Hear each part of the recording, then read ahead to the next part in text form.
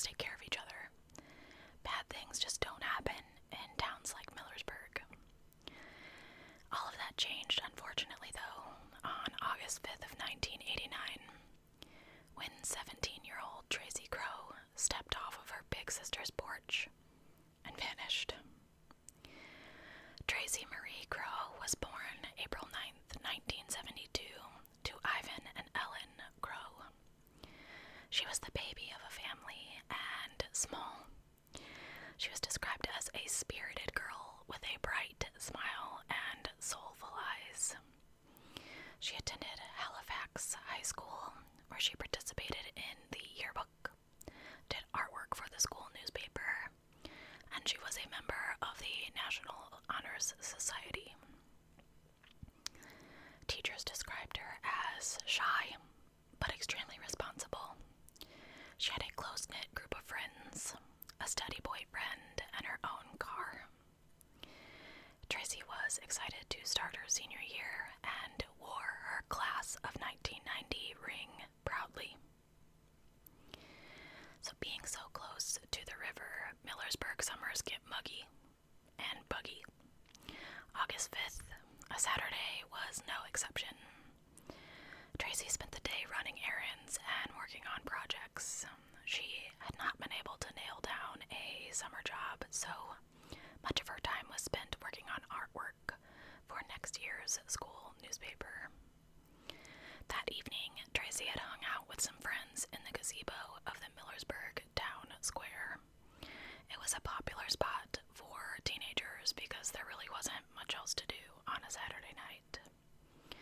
Around 10 p.m., Tracy said goodbye to her friends and headed to her sister's house at Alex Acres Trailer Court, which was about 7 miles away. Her sister and her brother-in-law were not at home, so Tracy left a small grill that she had borrowed and some grocery store coupons on their front porch. The next morning, her mom realized that Tracy had not come home. Ellen wasn't really overly concerned, as Tracy was really close with her sister, so she thought maybe she had stayed over. But as the day went on and there was no sign of Tracy, Ellen called Tammy and learned that Tracy, in fact, had not spent the night over there. So Ivan immediately gets into his car and starts driving around looking for his daughter. And it doesn't take long before he finds Tracy's car, a very distinctive 1971 Mercury Comet. It was white and it had a blue stripe on the side. The car was found parked and locked in front of Leopard's Five and Dime store in Millersburg Square, just a few minutes away from her sister's house. Now, again, we talked about the square and the gazebo and her hanging out there. It was a popular spot, so Tracy's parents assumed that she had decided to meet up with some friends there that Saturday night, which she had. But what happened after that was a mystery. Tracy's parents said that there was no way that Tracy had run away. She wasn't the type to stray far from home, and there was still over $700 in her bank account. The only theory that made sense to the police was that Tracy must have returned from her sister's trailer park at Alex Acres, parked, and then walked to her boyfriend's house, which was directly across the town square. Her boyfriend and his family insisted, however, that Tracy was never there that night. For years, the Millersburg rumor mill suspected the boyfriend and his family were involved in Tracy's disappearance. But the police never found any evidence of this, and the family remained cooperative throughout the investigation. Investigators and volunteers distributed missing person flyers throughout the entire area where Tracy's car was found, hoping to find someone who had seen her after she had left her sister's house. Ivan, who worked in the maintenance department of the Pennsylvania Turnpike Commission, handed out copies of Tracy's flyer to his coworkers, and they posted them along the entire length of the Pennsylvania Turnpike. Ellen admitted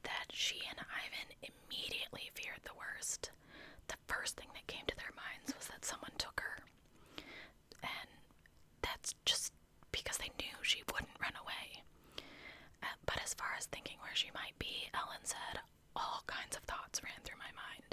She was worried that Tracy was being held somewhere against her will, perhaps tortured or starved or assaulted, and these thoughts kept Ellen awake at night. Understandably. Ivan took a week off work so he could assist in the search for his daughter. And Ellen stated, I stayed by the phone, but my husband and the rest of the family and friends were out, beating the roads, asking questions, and showing her picture. But no luck. No one had seen Tracy. As weeks went by without any sign of her, her parents could only hope that she was still alive. They prayed for her safe return, and neighbors collected money to start a reward. By the end of September, they were able to offer a $5,000 reward for any information leading to Tracy's whereabouts. Pennsylvania Crime Stoppers offered an additional $1,000 for information, bringing the total to $6,000. But despite this monetary reward, they really didn't get many tips about the case. Millersburg Police Chief Kenneth Rose admitted investigators had no idea what happened to Tracy. He told reporters that there had been no sightings of her reported since she was missing. No evidence of foul play, though he noted it could not have been ruled out. Ellen was sure somebody knew where her daughter was. She said, someone's holding something back, one way or another. How can someone in Millersburg disappear without someone seeing something? I have a feeling somebody knows, and they're just afraid to say it. 3 weeks after Tracy vanished, there had been little progress made in her case, and Ellen was frustrated. She said apparently there's nothing to update. There are things they've looked into, but they can't say, even to me. Hope is the only thing I have left. In January of 1990, employees of the MI Plastics in Millersburg donated money to have several large signs with Tracy's information erected in Millersburg and Halifax, and they hoped that these would bring new tips in for investigators. On March 18, 1990, scuba divers from New Cumberland River Rescue were sent to search a pond in Halifax after police got a tip that Tracy's body might be there. Sorry I bumped you. A total of 12 divers spent 2 days searching the pond. It was about 70 yards wide and 14 feet deep. Pennsylvania State Corporal Max Sealer told reporters that the pond was thoroughly searched, but it came up empty. Tracy's 18th birthday was April 16th, 1990, and it was a bittersweet day for her whole family. Ellen said that she was on her mind the whole day. She would have normally been baking her a cake, and it just hit her really hard. And anyone who's experienced any type of grief knows that anniversaries are really hard. In May, Tracy's classmates went to their senior prom, and this was an event that Tracy had looked quite forward to attending. Tracy should have been graduating, and the ceremony went on without her. Corporal Richard Dressler admitted to reporters that the investigation was at a dead end. He said there's been nothing, absolutely nothing, in the last month or so. A special task force from the state police barracks in Harrisburg continued to assist, but they had been unable to determine what happened.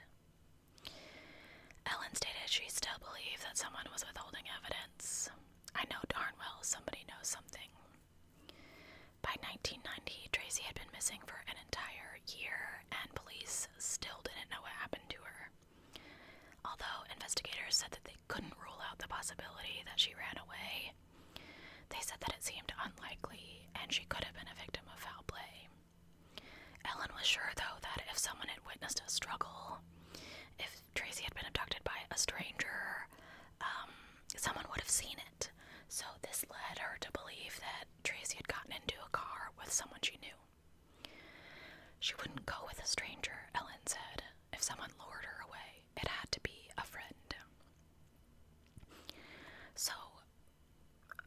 Pennsylvania State Police Sergeant Lynne has told reporters that investigators interviewed more than 100 people in the first few months following Tracy's disappearance, but none of them had been able to provide them any clues to Tracy's whereabouts. On November 30th, 1993, so 3 years after, 3 years, a farmer in Washington Township, Pennsylvania, found Tracy's driver's license and National Honor Society wallet card on his property. Investigators determined that the high water from the I said that so wrong, Wisconsin Creek had washed the items onto the farmland. They scoured the area and found several photographs and other items related to the case, but they wouldn't comment on what they were. These items were sent to the police for analysis. Sergeant has noted that they wanted to determine the condition of these items to see if they'd been, exposed to the elements over the years, and then it will give them more insight to where they have been, which I have heard about them studying, the dirt and stuff found on things, but I don't know if they could do that in 1993. In 1994, when it became spring and not cold, investigators conducted a search along this creek nearby to where the driver's license and other items were found. State police were assisted by New York's Adirondack Search and Rescue, as well as a group of canine units, but they didn't find anything useful. By April of 1998, Tracy's trail had gone long cold. Pennsylvania State Corporal Robert Mole did what he could to keep her case alive. I have her on the wall looking at me. I get reminded of it every day when I come to work. He admitted that the investigation hadn't found any substantial tips since her driver's license was found in 93. I think the rest of her wallet or purse may be in that area. Maybe there are other possessions there, but it's such a vast area, and we can't go digging up someone's farm. Years go by, and there's no movement on Tracy's case. In December of 2008, the Pennsylvania State Police erected a billboard along Route 225 in Halifax to remind the public that Tracy is still missing. The billboard included an age progression photograph of Tracy to show what she might look like at age 35. A new age progression photo of Tracy was released in 2014 to show what she might look like at age 42. Although investigators said they had no new details to release, Dauphin County Assistant District Attorney Fran Chardo told reporters, "After 25 years, we can say this was a criminal act that resulted in death. The circumstances of her death are as such that she had every intention of returning, and something prevented her from doing that."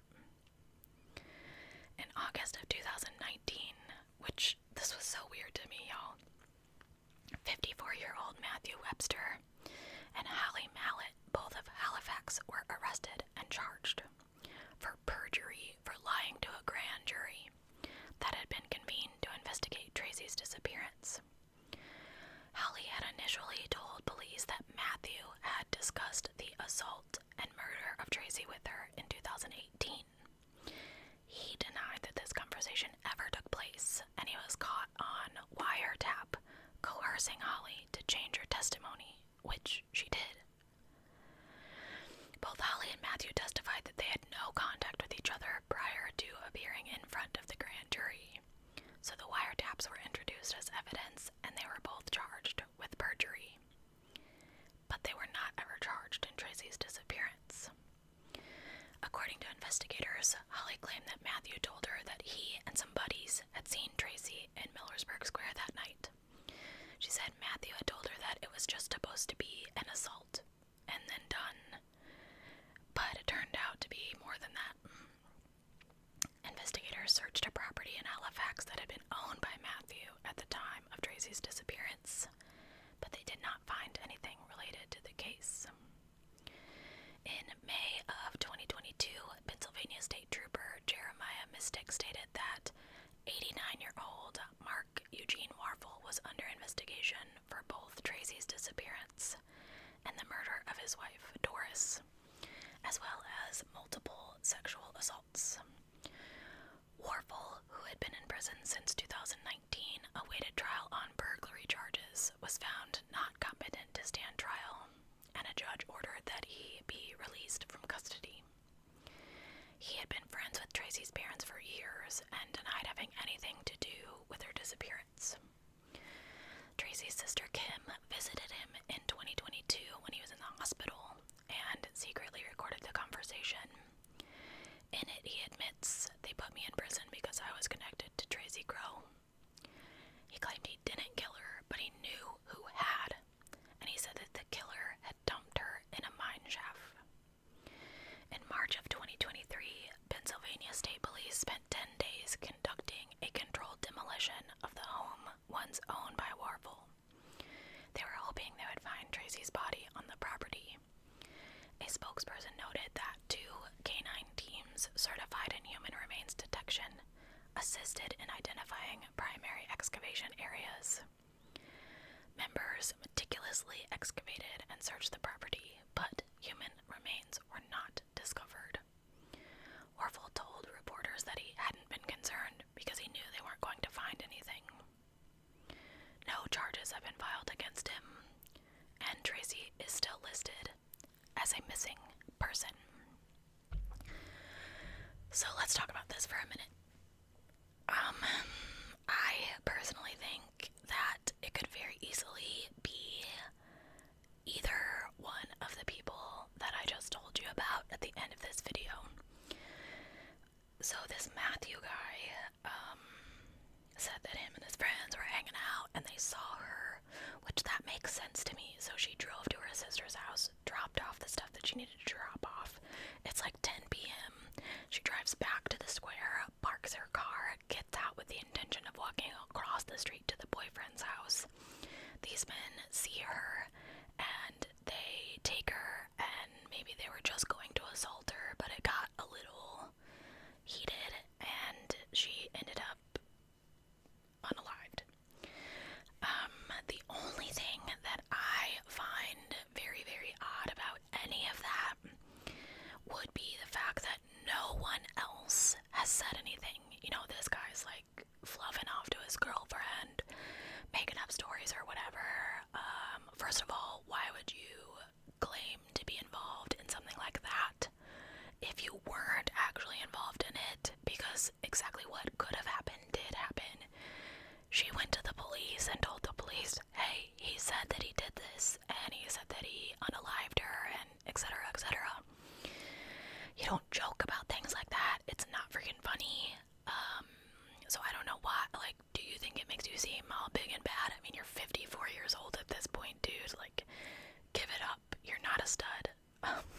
Sorry, I just think it's so rude to, like, give her family... Oh, sorry, I had to shift. This is the second video I filmed today, and I didn't get up in between like a dummy. Why, like, give her family hope and just, I don't know. I guess some guys never grow up. However, if he was there with a bunch of friends, I don't know how many you consider a bunch, but let's say there were 4 of them. No one else ever said anything. Like, I find that strange. You know, when you find out that Matthew is being, you know, arrested or whatever, you come forward and you're like, yeah, I was there and he did it, you know? But the other guy, I don't know, he apparently has, like, pretty advanced dementia now. He's like 92. But he knew her, and he knew her family. There was some kind of connection. I don't remember what it was. I didn't take a note of it, which is why I didn't tell you. I don't know why she would have gotten in the car with him, though. I assume that she was right there with her own car. So, as far as I could tell, the car wasn't broken down.